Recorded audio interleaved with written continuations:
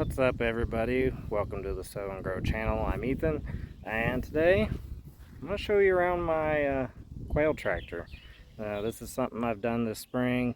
I ordered me some Coturnix eggs off eBay, hatched them out early on in the incubator. I got 30 eggs, came 33, one was cracked, so I had the 2 bonus. Ended up hatching out 21 of those eggs. One guy had some weary neck issues.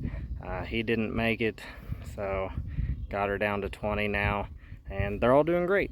I only had the one little issue with that bird. But I'm gonna show you my quail tractor that I've got set up here in the backyard. It's nothing real fancy, but whenever I was searching around for ideas online, it wasn't a whole lot that was really along the lines that I was wanting to do. So I'll show you what mine looks like, and maybe that can help anybody that's looking for that kind of video in the future. So let me get you turned around here. Alright, it's been pretty rainy this morning and the sun's peeking through, but we got quite a few birds out here now. I just moved them. They had been just downhill of where they are now, right there in that dirty little spot. But that's the whole reason that I wanted a mobile quail tractor. I wasn't wanting to set up in one spot where these guys would get real dirty and just have mud to run on. Wanted to keep them on grass and clean area, real simple, not have to clean out the floor all the time. So that's what I was going for. So what I've done is I've taken just regular 2x4s, 8-foot long, and that is the long board that runs across here all the way from the front here all the way to the back. I've done 2x4s all the way around on the bottom, 4 foot across the front, and then at my corners solid 2x4s.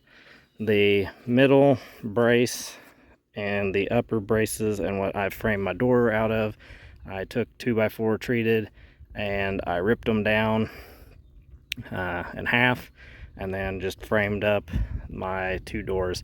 And I really wanted an access point because my overall goal for these guys, I'll keep a few for eggs, but I'm gonna ultimately butcher them and put them in the freezer.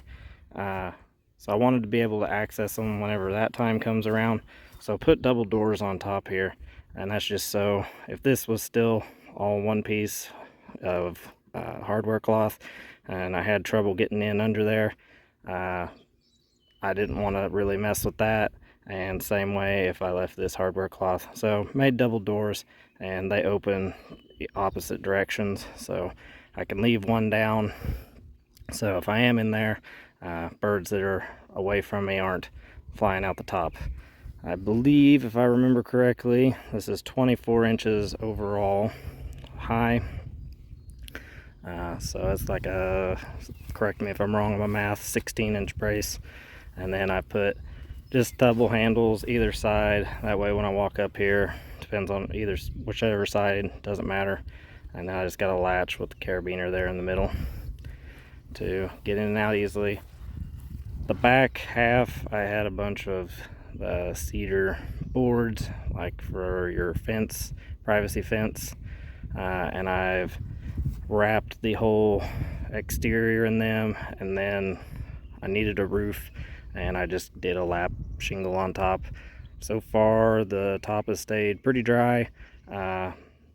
Almost issue I have with moisture coming in is through the front. If we get really heavy rains, real light rains, the inside stays fairly dry. So come over here, I'll show you a little bit from the top. The feeder's in there just because it's been raining, and I have the wasteless feeders so that they won't use as much feed, spill it out on the ground. And I wanted to put it in here just to kind of keep it dry.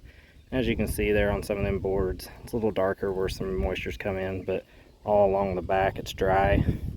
And whenever I did this board siding, I came in, and you can see here on the edge I did 45 angle cuts, and that's so that whenever air comes through, it won't have just an easy gap to pass right through. Same thing with moisture. You got this board that's coming up, this board that's coming down, it's not going to go through there. It's got to go up, and gravity is working against any moisture that comes through there. I have considered putting at least half of this dried in just to keep them drier whenever there is a real heavy soaking rain. I've been going back and forth on how I want to do that. I didn't have enough boards in the moment when I was building it to do it, and it's something I still may do. I just haven't fully decided yet. I've also considered taking the hardware cloth, I had some extra pieces, and just laying it across in there where them birds are now, so that they would be up off the ground away from moisture. My only hesitation on that is whenever they are, if I have a few during the winter months, I want them to be insulated on the ground. I don't want to have an air gap between the ground and the birds with that hardware cloth if they're up on it. I hate to keep them cold. So far through the summer, I'll probably just keep them out on grass. Also keeps it cleaner, no hardware cloth in there to have to keep clean either. So far, I haven't really had any kind of issue with any kind of predators, but what I've done to kind of deter that a little bit is, since I just slide this around, I do want to put me some wheels on it at some point. I haven't got to that. I want to make them detachable. I have put all these little eye bolts in on all four corners, and then these are just tent stakes that you put on a drill, and you can drill them down. Keeps that tight against the ground. That way if anything does try to get into it, if it tries to go under, it's a little bit harder. They can't just push up underneath it. They're really going to have to work for it. So I'll leave a link to those stakes in the description below if somebody else is wanting to do this. Everything as far as hardware and everything is just stuff I picked up at the local hardware store, and you can pretty well get it anywhere. The birds like it. As far as just moving them out on grass, I just did. They seem pretty chill, pretty relaxed. You can see them stretching back there and catching a little bit of sun. They like to chase the bugs whenever I move them over on new grass also. One more thing I wanted to mention on how I move this thing. I use a rope and carabiner system. It's very, very simple. And I think it'll work better if I do get my wheels on so that I can move this around. Let me turn you around here and I'll show you how I've got this set up. It's nothing to it. It's extremely basic. Had a good work buddy give me length of rope. I think that's 8 foot. You definitely don't need that much. Just tie a simple knot in it and then clip your carabiners in it.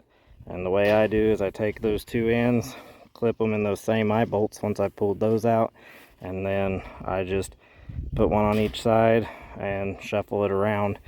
Don't get too wild with it. Don't just pull your boards apart whenever you're moving it, but it's real simple. It takes literally minutes to do it, to get it right where you want it and oriented, and it's the simplest process that I could think up of.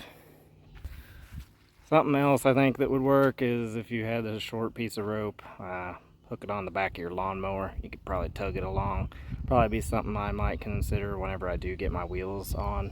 Probably put them back there on the heavy end where they got their little shelter. It will make it a lot easier to move. Then you can suspend your front end and just move them on those little tires. And if I get that system figured out, I'll definitely bring a part 2 of this back for you. If you have any suggestions on how you've done any kind of wheel setups, feel free to mention them down below. But till next time, I hope you've enjoyed the video, and I'll see you in the next one. Bye-bye.